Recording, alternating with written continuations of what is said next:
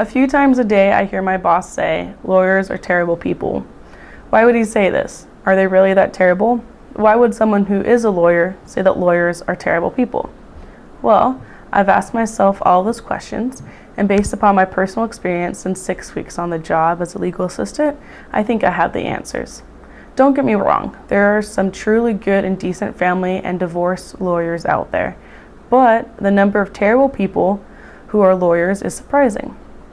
In my opinion, one of the main reasons why so many lawyers are terrible people is because, with very, very few exceptions, divorce and family law lawyers, 1, hate responding to other lawyers' calls and emails, and 2, have no sense of urgency when it comes to moving a case forward. It seems like the terrible lawyers ignore other lawyers who are trying to work on the case to dispose of it fairly and expeditiously. There have been many times in my short time I've been working here when we have sent over proposed settlement agreements or other documents to other law firms, and we will be ignored and they refuse to answer us for what feels like no good reason or no reason at all. There have been opposing counsel who don't answer us for months, and we even have one that hasn't responded in over a year.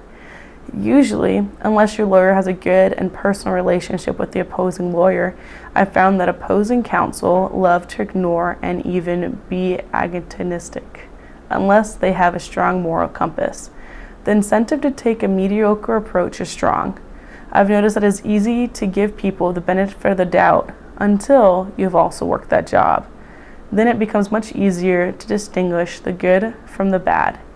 Because when you know how the system should work, if everyone did their part correctly, it's easier to see who's slacking or outright sabotaging the system.